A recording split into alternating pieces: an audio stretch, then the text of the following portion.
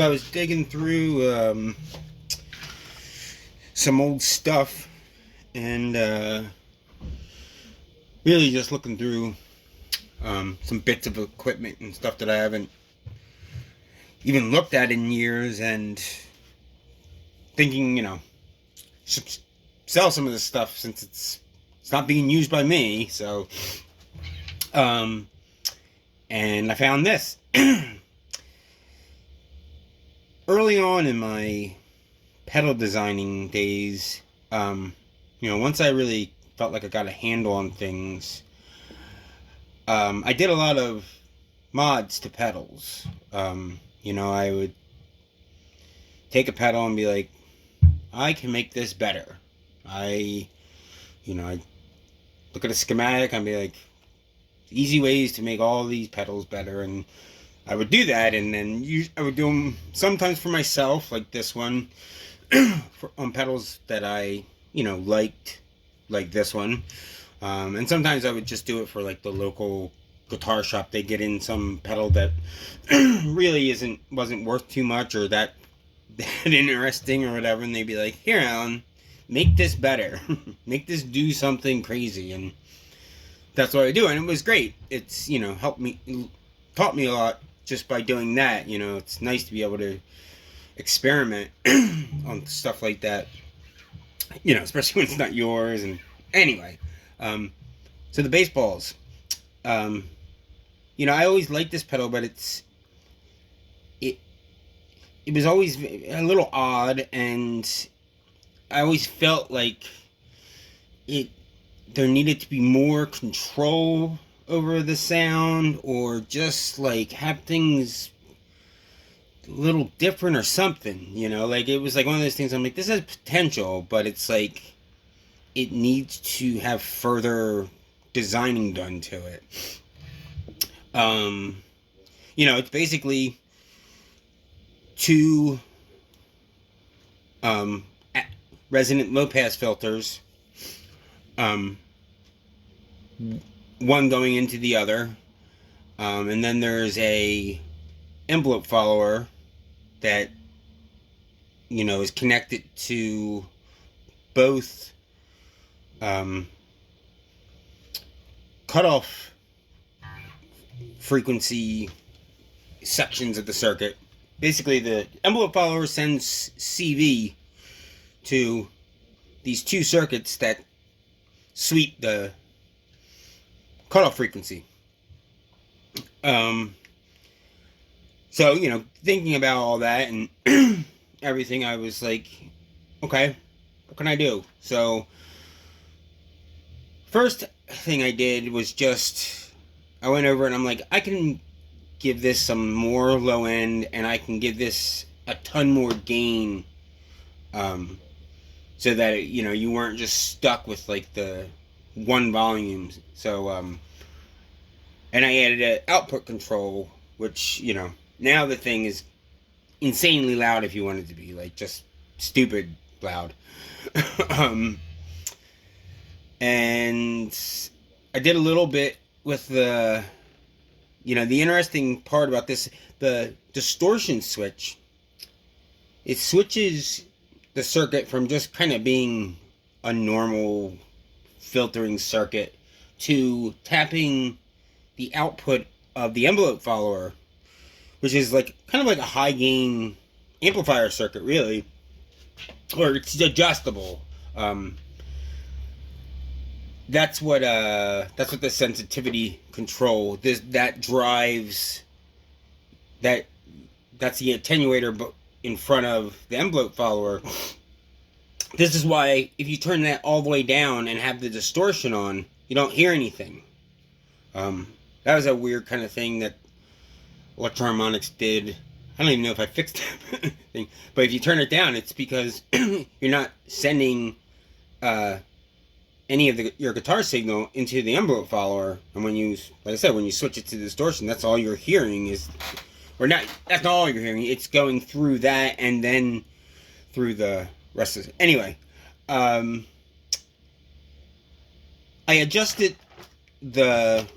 I did a little tweaking to the sensitivity control just to get it the way I want it and to get that circuit a little bit more the way I want it. These two controls here, so I should probably tell you as I'm talking. So this is the volume control here. The distortion switch I switched upside down in case anyone's like, why is it doing the opposite? Because it makes more sense that when you flick it up, the distortion is on. These two guys here, these are trim pots.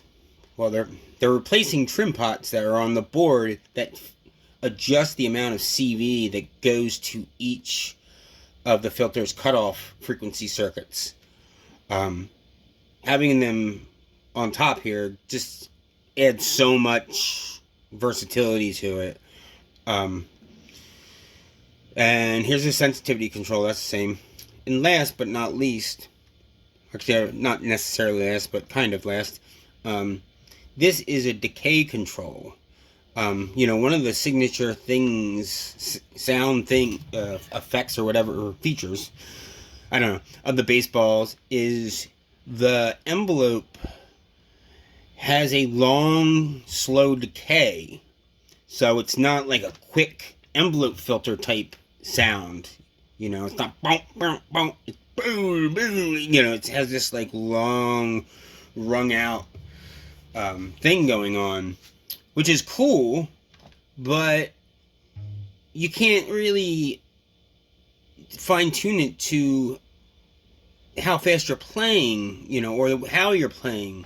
So I was like, oh, I'll put in a decay. So now you can get it so that it's real short or real long. I think longer actually than it originally could get. And so with all these controls, it makes it more like this synthesizer module, and it's very you can really fine tune it a lot. It's probably more than most people could handle, because it's like, you know, if you don't know what you're doing, you'd be like, why isn't it doing what I'm supposed to? It's like, well, you just have to adjust this, and you can really fine tune it to like all kinds of awesome sounds. So oh, last but not least, I put this this extra LED in. This is attached to the envelope follower, so this flashes with the amount of voltage coming from the envelope follower. I just thought it was just so easy to, such an easy mod to do that I said, okay, you know, I'll put it in there. And actually I had another control in here at one point too. So when I took it out, there was a hole, and I was like, oh, what can I put there? And so the control, I forget what I had in there, but it was one of those things I was like, no, this is not useful at all. It's just decision making kind of mod. So anyway,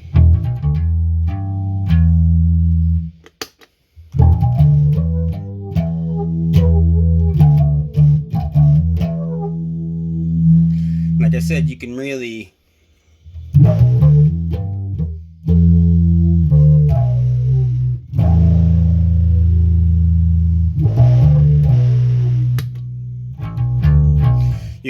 get a lot of volume out of it now, and a lot of push.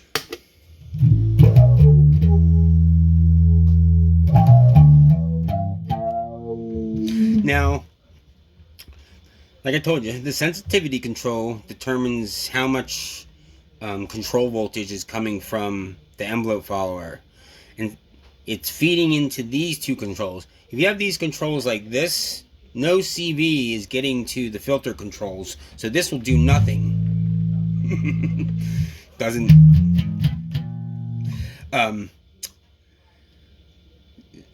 So I could have made it so that they didn't go to zero like that, but it actually it's useful in some ways.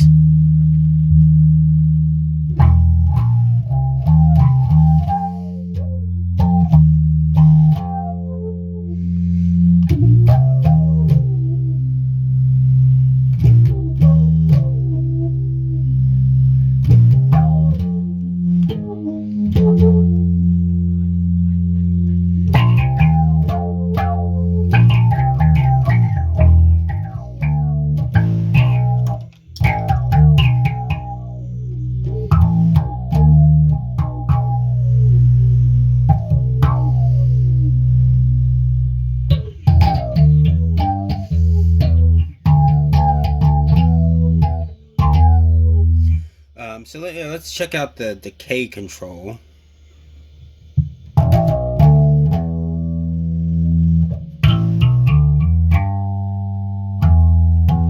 It's really long now, so unless you like hit a note and let it really ring out, it sounds like the filters are wide open because it takes so long for them to close.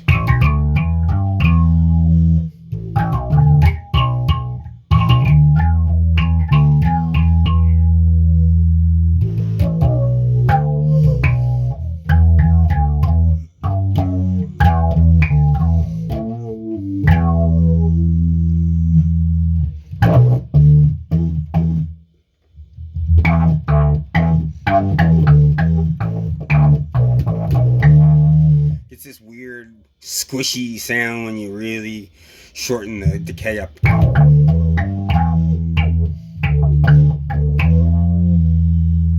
Alright, let's listen to the distortion.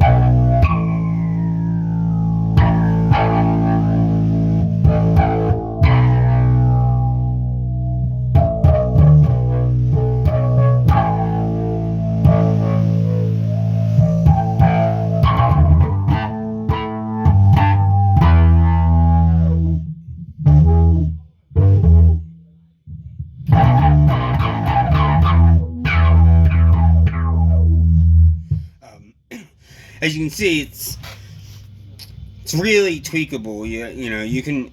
It takes a little work to get exactly to find the sound that you want, but you know, no matter whatever you want from it, you can really get if you're willing to just, you know, like I said, tweak. You know, it's a dynamic effect, so it's you need it to fine tune it to your playing dynamics.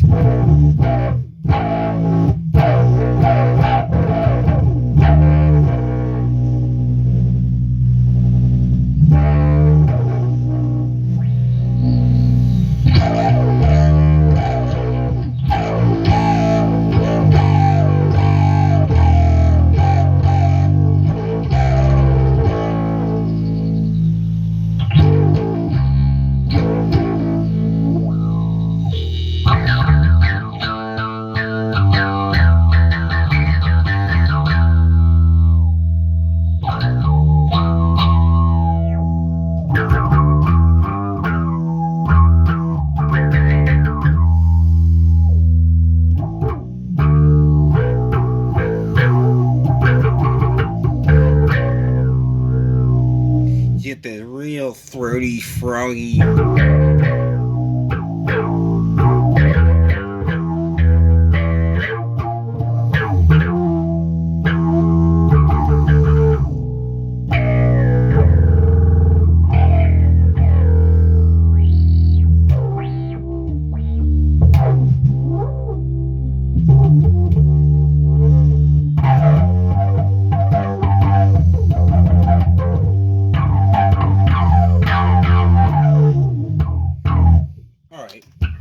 Since we've been giving bass all the time, let's listen to it on guitar.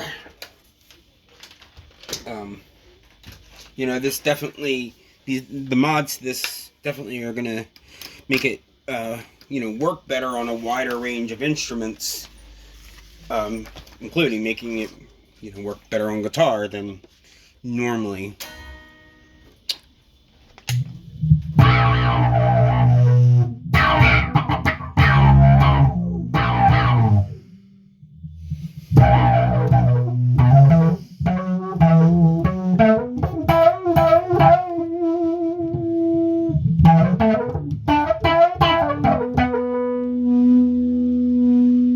Okay, let's try it on this.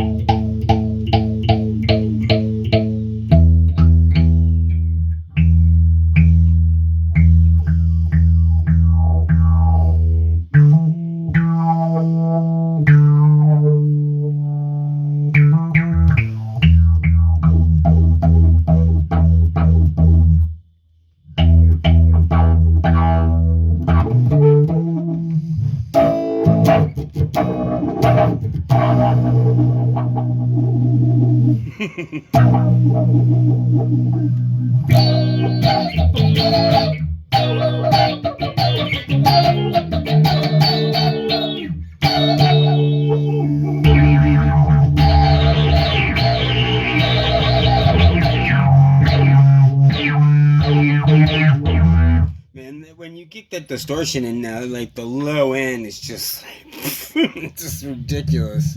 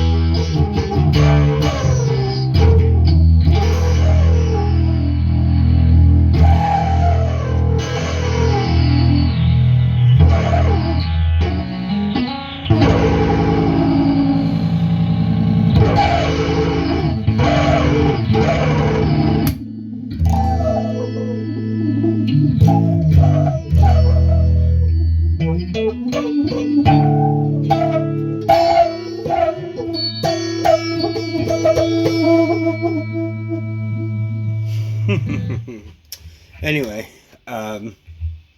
yeah, so I mean, I guess I'm going to sell this. You know, I'm.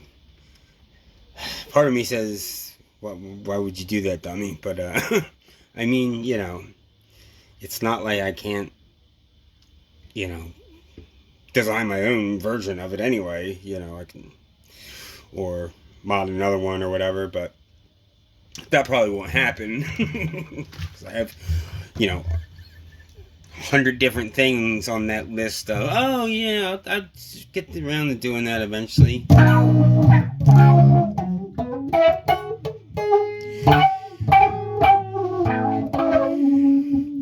I think the last time I actually used this, I was just using it on, you know, in a modular electronics rig, not necessarily modular synthesizer rig like traditionally, but like tabletop full of electronics and stuff. And this just is, you know, awesome, especially when you can like tweak it all by hand.